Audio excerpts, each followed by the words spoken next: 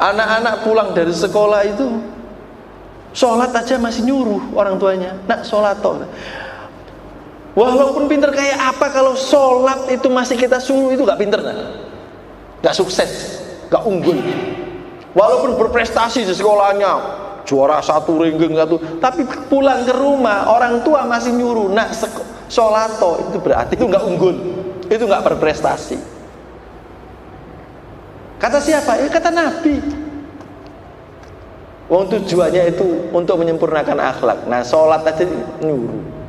Untuk melakukan kebaikan, bantu orang tua aja pakai nyuruh, nggak muncul sendiri. Kita jangan tertipu dengan sekolahan-sekolahan yang sholat duhanya jam dit, sholat duha semua. Itu di sekolahannya, tapi pulang tidak lakukan itu, ya itu berarti belum. Kang aran soleh. Yang namanya soleh itu bagus atine, bagus hatinya. Kenapa kok bagus hatinya? Kerono mapan sari ilmune, sari ilmunya nancap sudah. Makanya kan, ayo sedulur jok nglalekake wajib ngaji. Sak pranatane kita wajib belajar. Untuk apa? Kanggo ngandelake iman tauhid, untuk mempertebal iman dan tauhid kita.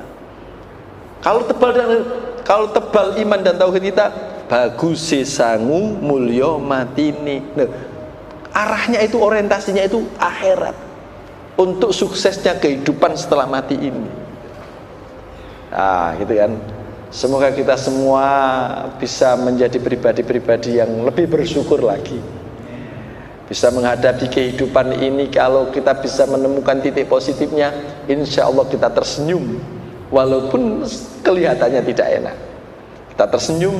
Kalau kita tersenyum menghadapi semua yang terjadi ini, berarti kita husnudzon billah, berbaik sangka kepada Allah. Kalau kita berbaik sangka kepada Allah, kata Nabi, husnudzon billah min husnil ibadah. Sebaik-baik ibadah adalah berbaik sangka kepada Allah. Itu, ya Allah, tanamkan pada hati kami, ya Allah, supaya terus bisa husnudzon kepada Allah di balik semua yang terjadi ini. Kita nggak usah ikut-ikutan untuk ke sana, terlalu larut. Kita selamatkan diri kita, ibda binafsi, keluarga kita, anfusakum wa ahlikum nar. Assalamualaikum warahmatullahi wabarakatuh.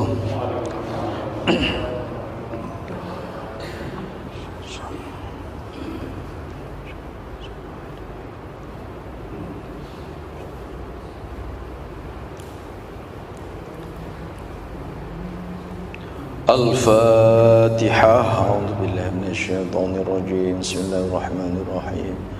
Alhamdulillah rabbil alamin arrahmanir rahim maliki yaumiddin.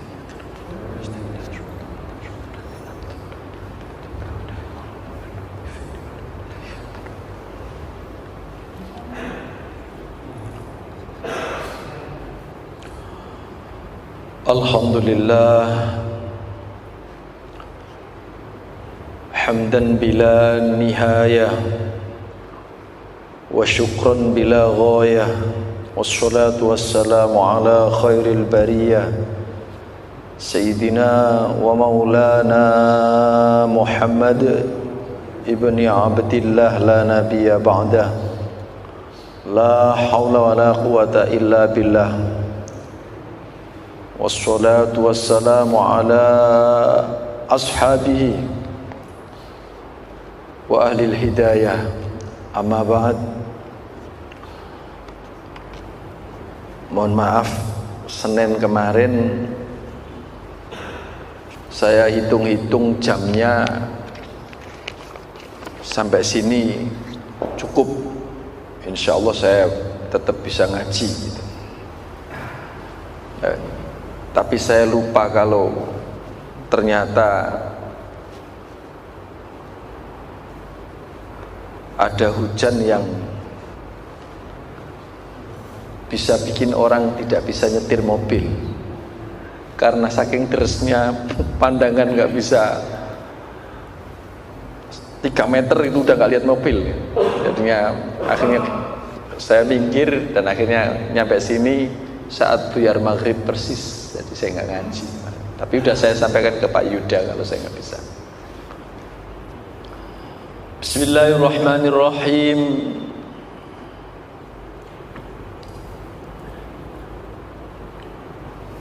Wal maqalatus sadisatu wal 20. Maqalah yang ke-26 dari bab 2. Pelan-pelan semoga nanti khatam juga gitu. Tapi ya ngaji itu tidak usah ngejar khatam. Beda kalau ada ngaji pesantren itu, ada orang-orang yang masuk ke pesantrennya itu hanya pas Ramadan, ngaji Ramadan gitu. Nah, ditargetkan gurunya pokoknya baca aja tanpa sedikit keterangan, yang penting khatam kitabnya ada yang kayak gitu. Tapi untuk kita kan tidak sedang nyantri. Jadi sedang menjadi jamaahnya Masjid Sunan Giri ya, saat teko-tekoi. Yang paling penting saat kita ngaji seperti ini itu noto hati, menata hati. Karena ibarat orang bertanam, hati ini ibarat tanahnya. Kalau tanahnya tidak subur, biarpun dikasih bibit yang unggul, itu ya kecil kemungkinannya bisa menumbuhkan tumbuhan yang bagus. Tapi kalau tanahnya subur, biarpun bibitnya nggak begitu unggul, itu kadang-kadang bisa memunculkan tanaman yang bagus. Nah, hati kita itu seperti tanah. Maka orang-orang itu, kalau kita ngaji dengan orang-orang, dengan kiai-kiai sepuh gitu, betul-betul kita diajak untuk menata hati itu. Jadi biasanya ya diawali dengan Fatihah seperti itu. Ya, kita tawasul. Karena memang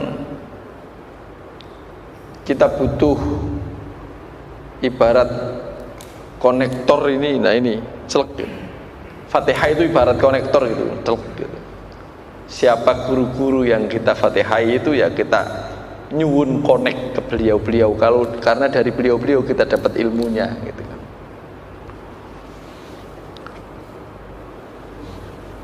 Dan itu membuktikan bahwa kita tidak sombong gitu.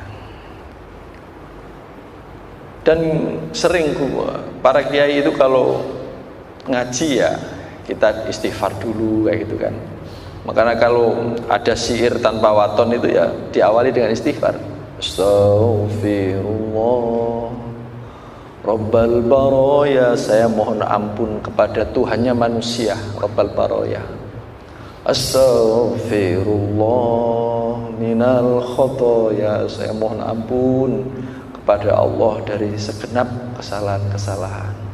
Baru kemudian Rabbi zidni ilman nafi'a, ya Allah tambahkan ilmu yang manfaat. Wawafiqni atau wawafiqli, ada yang wawafiqni, ada yang wawafiqli, amalan maqbula, amalan yang diterima oleh Allah. Ada yang amalan sholihah, ada yang begitu. Nah itu perlu kita tiru langkah-langkah yang ditempuh para salafus soleh itu. Jadi ngaji begini ya membenahi hati. Yang ngomong juga jangan keminter, yang mendengarkan juga ya sama-sama ikhlas. Yang menyampaikan ikhlas, yang mendengarkan ikhlas, insya Allah connect menjadi insya Allah menjadi ilmu yang manfaat.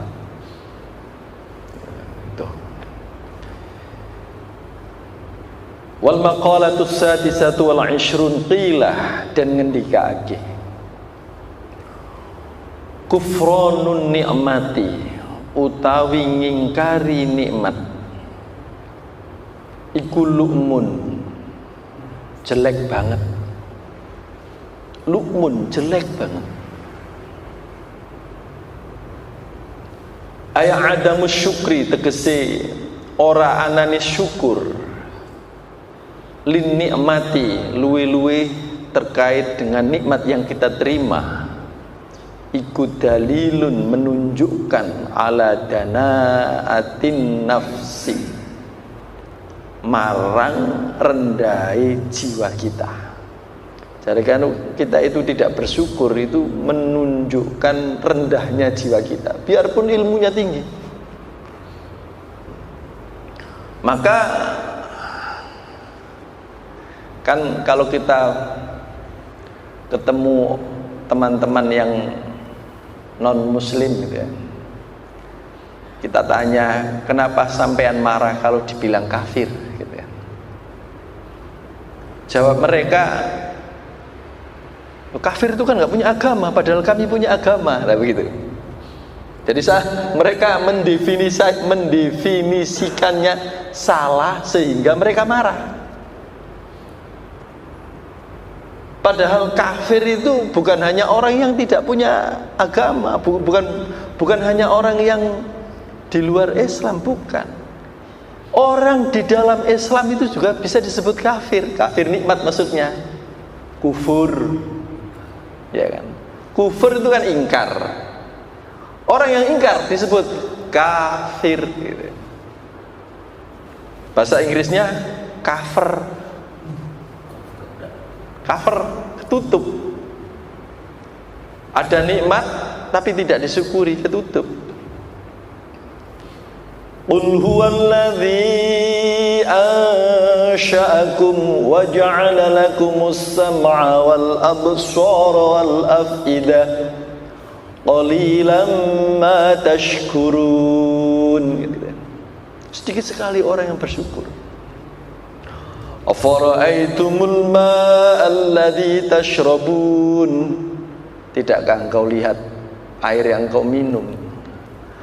A'antum anzaltumuhu minal muzni am nahnul munzilun, sampean apa aku sing ngetokno teko sumbere gitu. Kan kita nggak bisa bikin air. Ada yang bisa bikin air? Nggak bisa.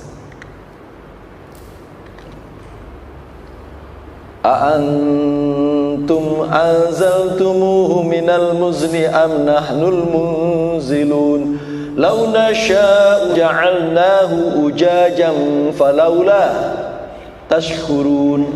Kalau seandainya saya mau, kata Allah, air itu saya bikin beracun semuanya di muka bumi ini, ujaj.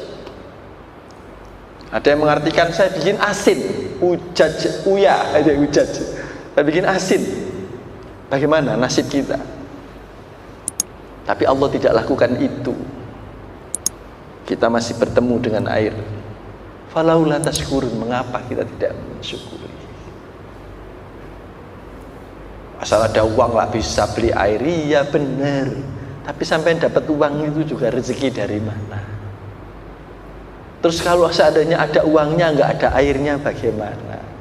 Falaula tashkurun. Jadi orang kalau kufranun nikmah itu lu'mun, jelek banget. La in syakartum la azidannakum. Kalau engkau bersyukur, maka akan aku tambah.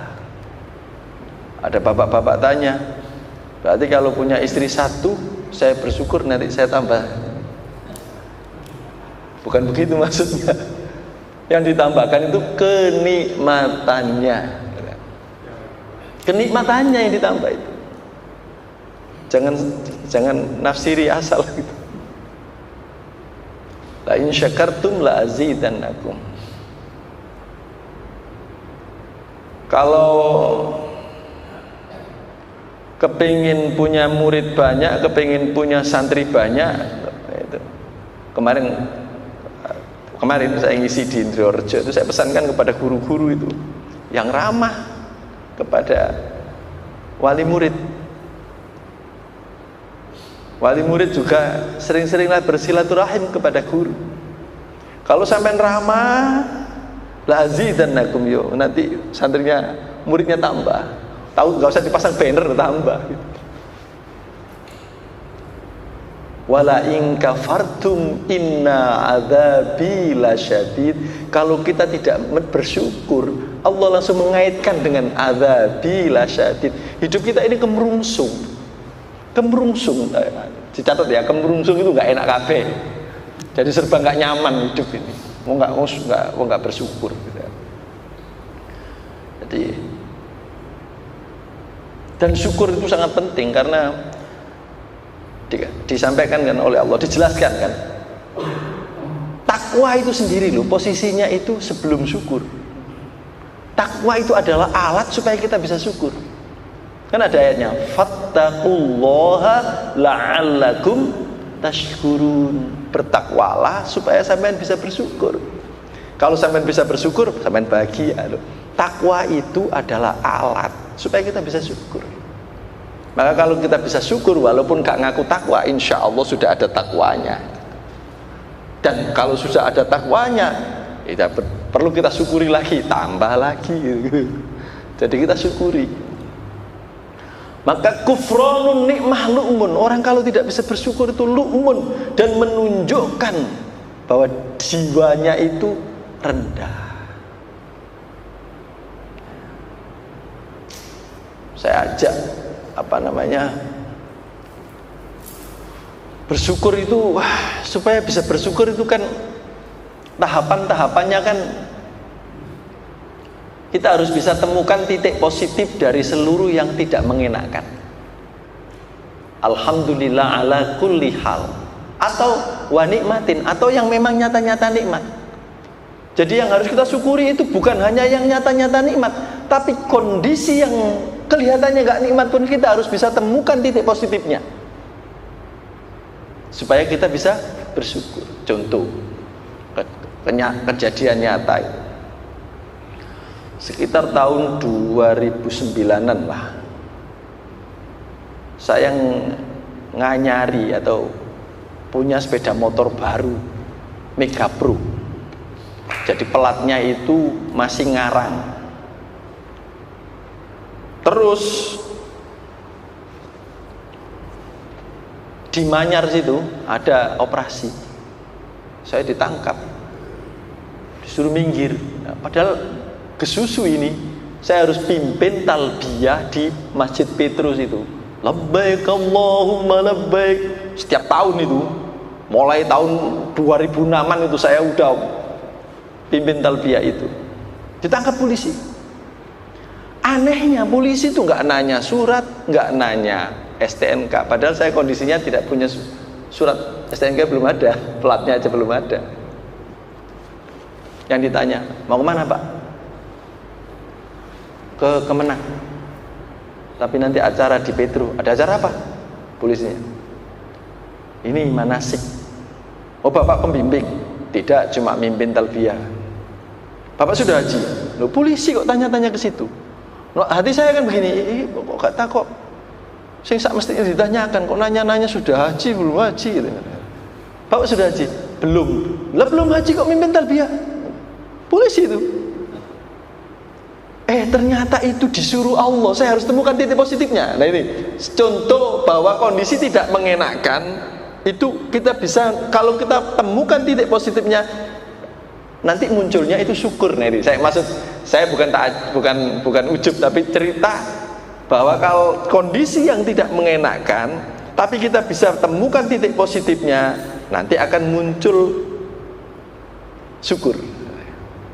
Maka saya merasa ini tadi kok seandainya tanya STNK saja, itu sepeda saya ini ditahan, tapi dia tanya mau kemana dan masalah talbiyah, ya udah Bapak nanti ditunggu jamaah cepat gitu. Jadi saya lolos STNK ditanya. Jadi sepertinya polisi ini memang disuruh oleh Allah.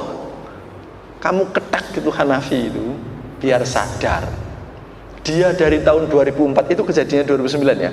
Dari tahun 2004 itu selalu pegang mik, mimpin talbiyah, tapi dia tidak minta doa kepada jamaah.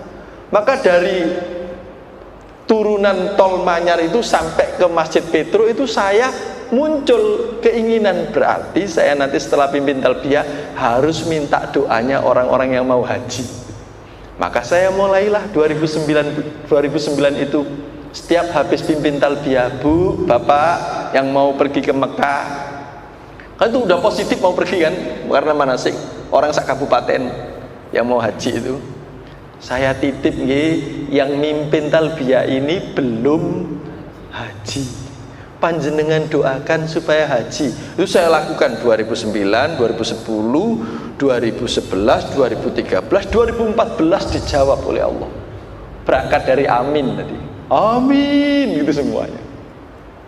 Maka 2014 pertama berangkatnya itu ada kakak saya rombongan Al-Khidmah sama Yai Rory, yang santri-santrinya Yai Rory udah nggak ada, santri-santrinya itu umroh. Kakak saya nggak bisa berangkat, saya disuruh berangkat. Nah, udah mulai tanda-tanda saya ditujukan ke Mekah tanpa membayar 1 rupiah pun, karena harus berangkat. Wah, kalau aku gak disanggup Mas, tak sangoni.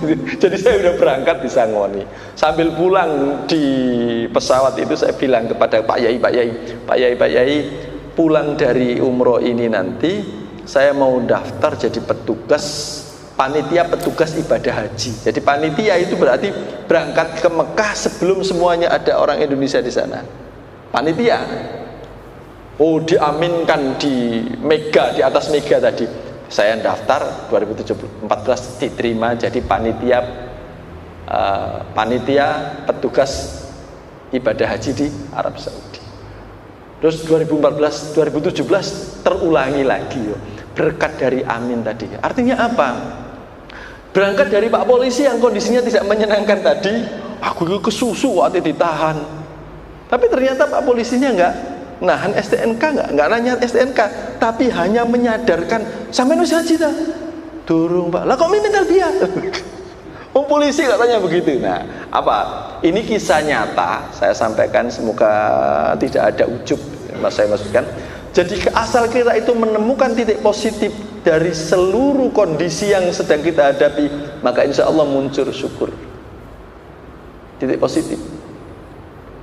Titik positif itu, misalkan istri cerewet. Ada ibu-ibu tadi? Ada Bu? Halo Ibu? Nggak ada, kalau nggak ada dirasani aja. Ada ya? Istri cerewet. Istri cerewet. Di sini, tapi bapak-bapak di sini saya lihat potongannya nggak ada yang punya istri cerewet ya. Kalau kita baca-baca sejarah, ternyata di balik istri cerewet itulah ada lelaki yang menjadi wali. Sayyidina Umar, siapa yang tidak yakin bahwa Sayyidina Umar itu seorang wali? Sayyidina Umar wali. Suatu saat ada temannya, muridnya Sayyidina Umar itu dicereweti sama istrinya. Akhirnya saya harus menghadap Sayyidina Umar, minta ilmu supaya saya bisa tegas seperti Sayyidina Umar. Dia lupa kalau tegasnya Sayyidina Umar itu di luar rumah, kalau di dalam rumah Sayyidina Umar itu kalah sama istrinya. Larilah ke rumahnya Sayyidina Umar. Begitu nyampe di pekarangan rumahnya Sayyidina Umar,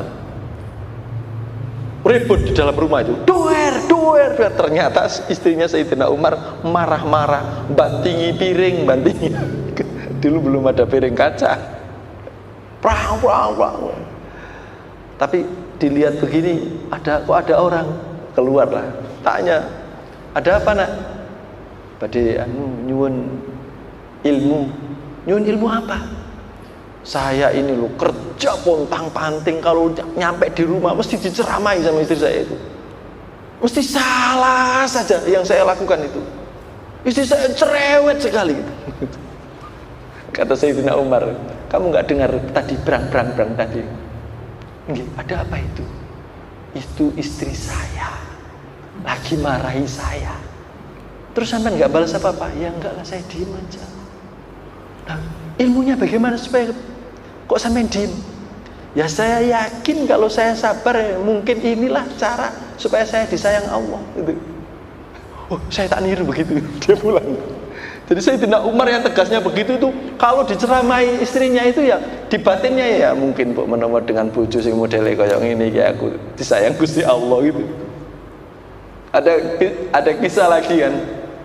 Ini kan ngomongnya syukur, judulnya kan syukur Pak ya. Jadi supaya kita bisa mensyukuri di balik kondisi yang tidak menyenangkan itu bagaimana? Itu kita kaji ya. Kalau mensyukuri ketika butuh air ada air syukur alhamdulillah itu gampang. Maksudnya itu bersyukur di balik kondisi yang kelihatannya tidak enak itu bagaimana gitu. Supaya tidak cover, supaya tidak tertutup kita ini. Tidak tertutup akan rahasia Allah mengirimkan sesuatu. Kan ada orang itu di Qurratul Uyun kalau nggak salah ada kisah kan. Orang pencari kayu, tapi kalau pulang kayunya mesti dibawakan macan ya. Udah pernah dengar deh ya. Jadi kayunya itu yang bawa macan, harimau.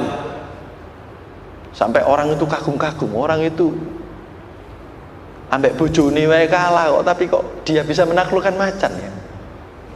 Itu pikiran orang yang menilai, padahal bukan karena dia bisa menaklukkan macan, tapi karena dia mau menaklukkan egonya untuk tidak menganggap negatif terhadap istrinya, tapi menangkap positif terhadap kejadian yang ada di antara dia dengan istrinya.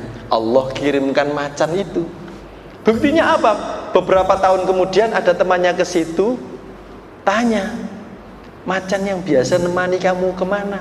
Kok kamu tadi pulang dari hutan kok kayunya kamu bawa sendiri? Gitu kan. Dia jawab, saya sendiri kurang tahu, tapi macan itu menghilang tidak lagi menemani saya sejak istri saya meninggal dunia. Jadi yang menyimpulkan itu orang lain, dia itu nggak merasa hebat bisa menaklukkan macan, nggak begitu. Dia heran sendiri, nggak tahu saya.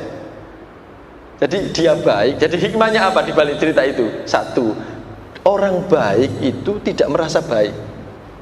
Satu, dia sabar itu hanya menaklukkan, ya Allah, mungkin dengan cara ini saya engkau maafkan ya Allah. Mungkin dengan cara ini saya supaya bisa ingat engkau ya Allah. Mungkin dengan cara ini, inilah wasilah supaya bisa gampangannya bisa mlebu swarga lah gitu. Dia nggak merasa, nggak tahu ya. Dia jawab begitu, tidak tahu ya. Yang jelas sejak istri saya meninggal itu macan nggak ada. Loh, istrimu meninggal? Iya. Temennya, istrimu yang cerewet itu mati. Istrimu yang cerewet itu mati gitu. Jadi apa? Kata kuncinya istrinya cerewet. Mati. Iya, sejak istri saya meninggal itulah macan juga hilang. Berarti apa? Di balik kondisi yang tidak menyenangkan itu, kalau kita bisa menangkap positif, Allah akan mengapresiasi. Tapi nggak usah disimpulkan, oh istrinya yang cerewet meninggal, oh berarti wong cerewet itu cepet mati. Jangan begitu. Jangan Bu ya, lu nggak enak sama ibu-ibu itu, nggak enak.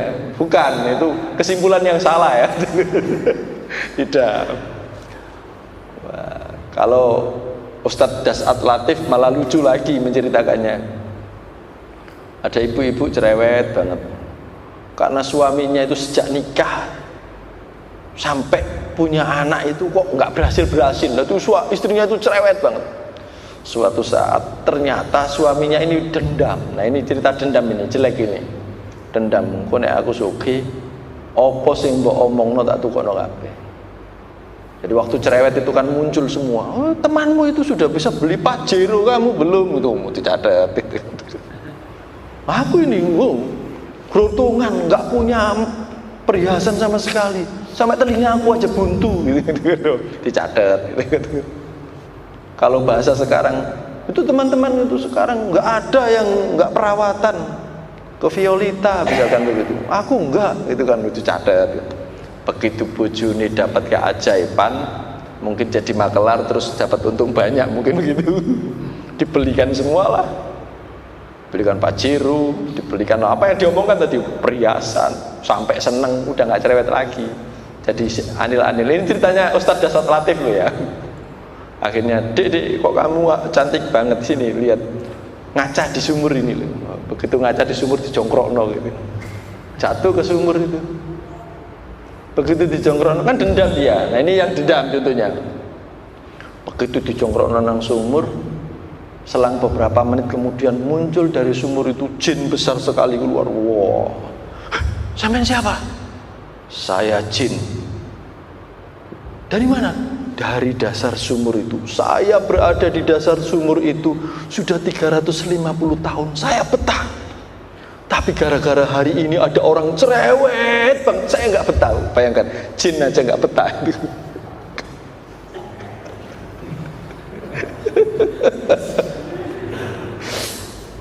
Maka saya keluar katanya gitu. Itu cerita lucu itu nggak ada. Kalau itu mungkin nggak ada dalam kitab. Tapi yang dua tadi ya, Sayyidina Umar sama yang macan tadi ada dalam kitab ya. Jadi mari kita biasakan untuk menangkap hal baik di balik semua yang terjadi. Yang jelas Allah tidak pernah wamallahu bidzullamin lil abid. Allah tidak pernah berbuat jahat kepada makhluknya. Allah tidak pernah punya maksud jelek kepada kita semua. Di balik yang terjadi pada diri kita pasti ada tujuan baik dari Allah Subhanahu wa taala. Pasti. Kalau kita punya hutang, boleh nggak Pak bersyukur? Boleh. Kok bisa? Iya. Karena dengan hutang itulah Allah sedang membuat engkau supaya tidak menjadi makhluk yang sombong.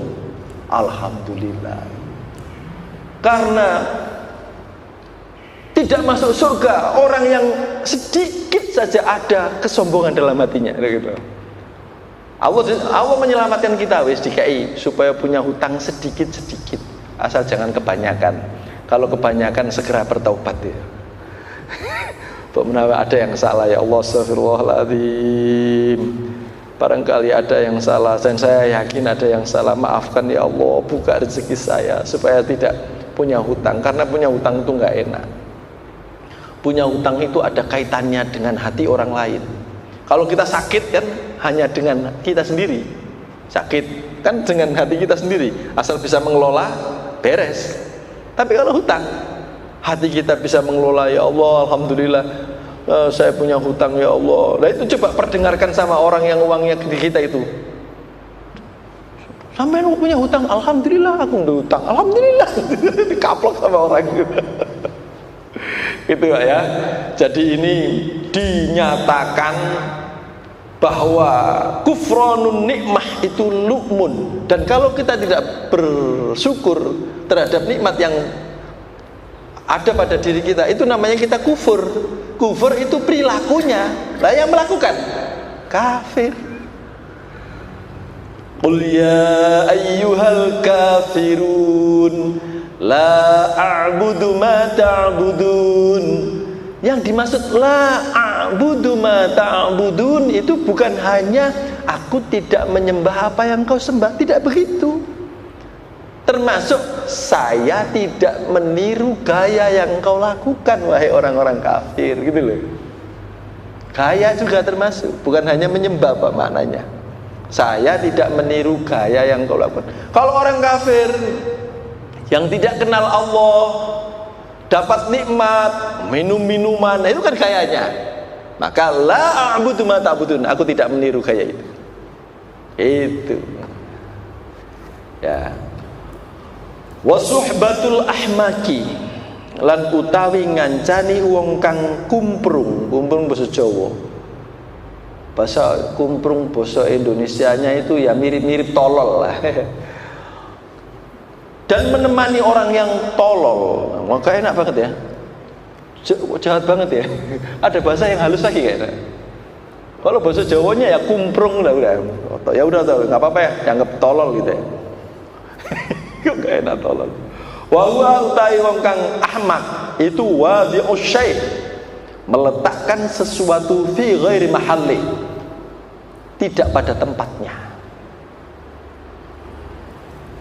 Ma'al ilmi sartane ngerti bikubahi kelawan eleke. Contoh begini.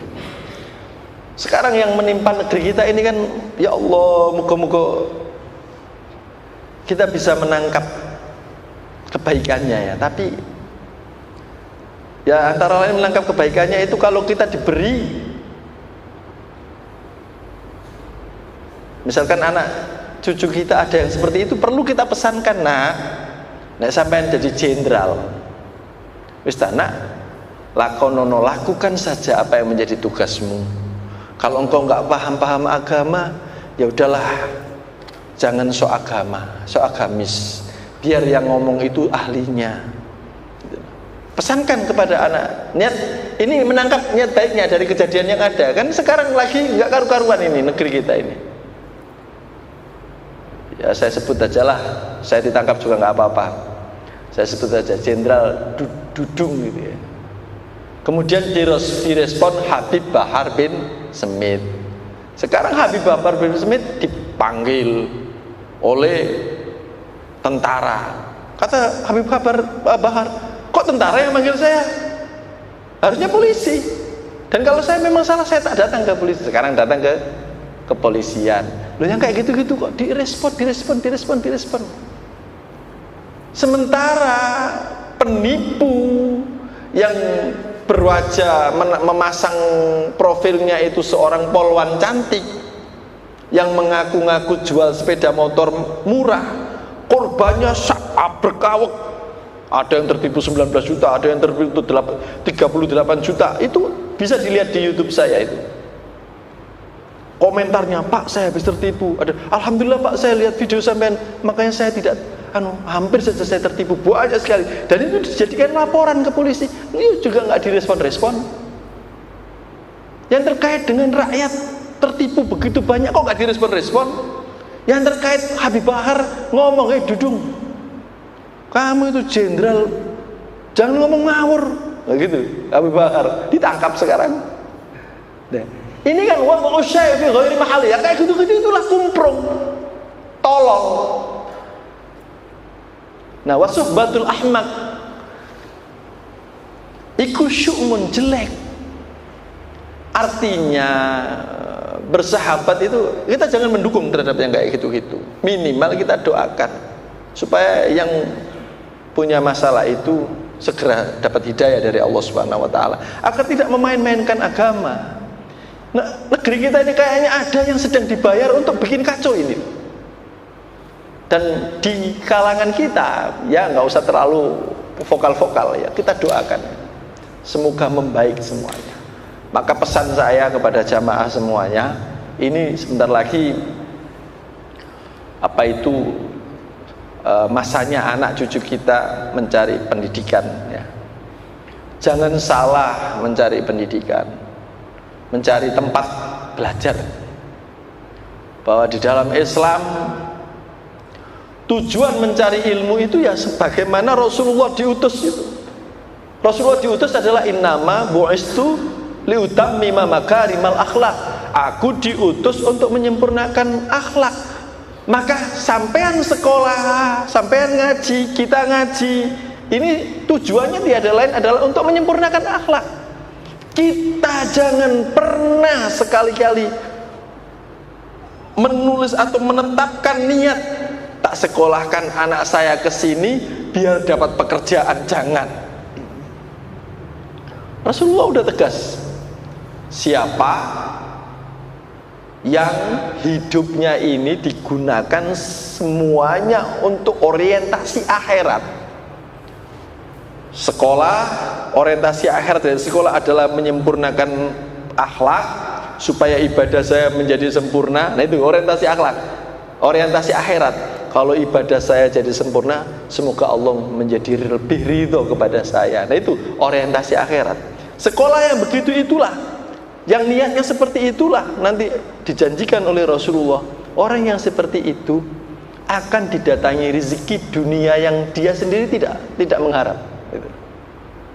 Akan terbalik jadinya kalau kita patok untuk menyekolahkan anak itu supaya dapat pekerjaan, maka bisa jadi pekerjaannya dapat, tapi di sisi akhlak bahaya. Maka banyak terjadi anak memperkarakan orang tua. anak kandung. Orang tuanya ditahan. Di zaman sekarang ada kayak gitu. Ini kalau kita salah meletakkan anak-anak kita untuk sekolah itu, untuk mencari pekerjaannya kayak gitu, itu akibatnya. Maka kita kembali kepada ajaran Rasulullah. Pikirkan seluruh kehidupan yang kita lakukan ini untuk orientasi akhirat. Insya Allah rezeki dunia ini kok melok. Siapa yang hanya berpikir tentang dunia, mungkin dia dapat dunia, tapi akhirat akan lepas. Tapi siapa yang berpikir akhirat, insya Allah dunia juga dapat. Itu yang bilang Rasulullah. Wa ma yantiqu 'anil hawa in huwa illa wahyu yuha. Apa yang dikatakan Rasulullah adalah wahyu juga, kan begitu. Itu. Nah, ini yang perlu kita reformasi. Kita restorasi, kita dandani ulang. Niat sekolah, niat kita ngaji kayak gini ini tiada lain adalah supaya kita berharap ridhonya Allah.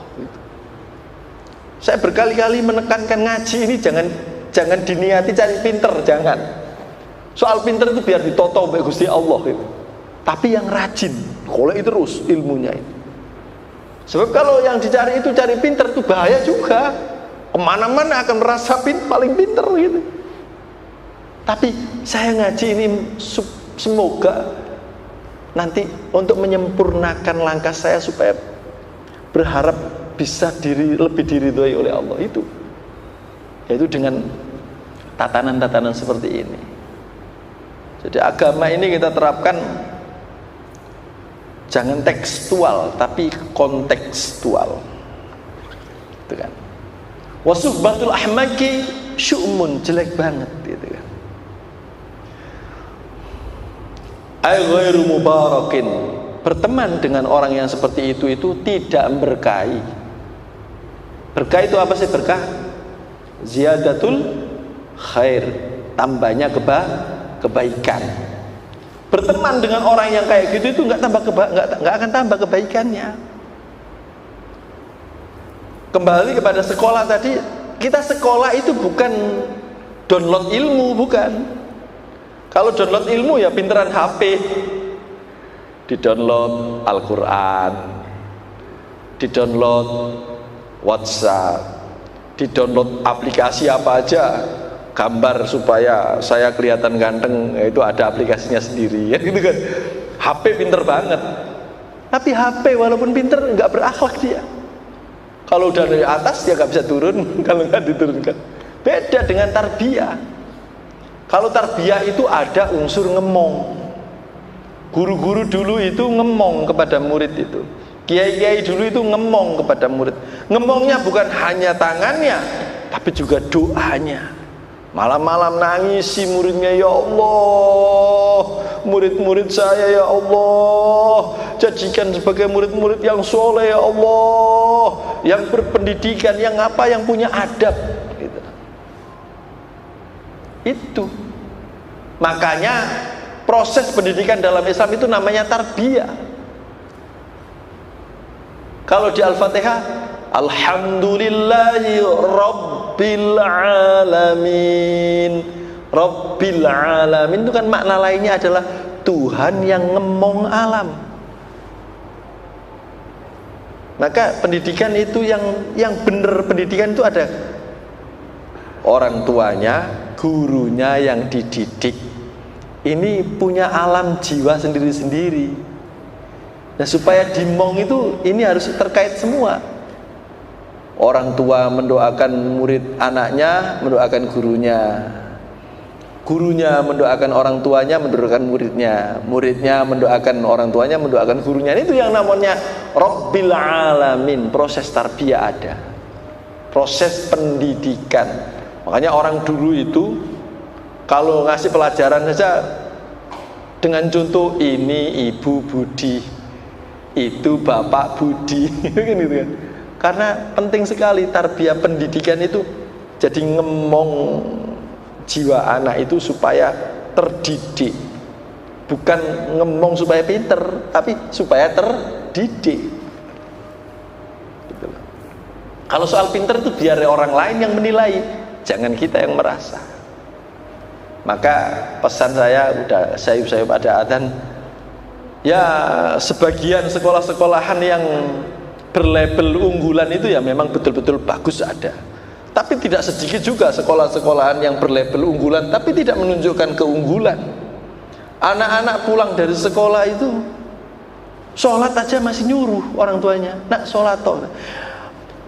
Walaupun pinter kayak apa, kalau sholat itu masih kita suruh, itu gak pinter, nah. Gak sukses, gak unggul.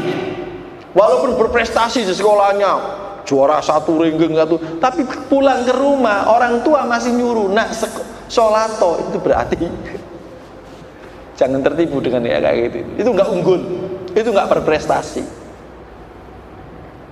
Kata siapa? Ya kata Nabi. Wong tujuannya itu untuk menyempurnakan akhlak. Nah, sholat aja nyuruh. Untuk melakukan kebaikan, bantu orang tua aja pakai nyuruh, nggak muncul sendiri. Kita jangan tertipu dengan sekolahan-sekolahan yang sholat duhanya jam dit, sholat duha semua. Itu di sekolahannya, tapi pulang tidak lakukan itu, ya itu berarti belum. Kang aran soleh, yang namanya soleh itu bagus atine, bagus hatinya. Kenapa kok bagus hatinya? Kerono mapan sari ilmune, sari ilmunya nancap sudah. Makanya kan, ayo sedulur jok nglalekake wajib ngaji sak pranatane. Kita wajib belajar untuk apa? Kanggo ngandelake iman tauhid, untuk mempertebal iman dan tauhid kita. Kalau tebal iman dan tauhid kita, bagus sangu mulya matine. Nah, arahnya itu, orientasinya itu akhirat, untuk suksesnya kehidupan setelah mati ini. Nah, gitu kan. Semoga kita semua bisa menjadi pribadi-pribadi yang lebih bersyukur lagi, bisa menghadapi kehidupan ini. Kalau kita bisa menemukan titik positifnya, insya Allah kita tersenyum, walaupun kelihatannya tidak enak. Kita tersenyum. Kalau kita tersenyum menghadapi semua yang terjadi ini, berarti kita husnudzon billah, berbaik sangka kepada Allah. Kalau kita berbaik sangka kepada Allah, kata Nabi, husnudzon billah min husnil ibadah. Sebaik-baik ibadah adalah berbaik sangka kepada Allah. Itu, ya Allah, tanamkan pada hati kami ya Allah, supaya terus bisa husnudzon kepada Allah di balik semua yang terjadi ini. Kita nggak usah ikut-ikutan untuk ke sana, terlalu larut. Kita selamatkan diri kita, ibda binafsi, keluarga kita, anfusakum wa ahlikum nar. Cukup sekian, semoga bermanfaat. Wassalamualaikum warahmatullahi wabarakatuh.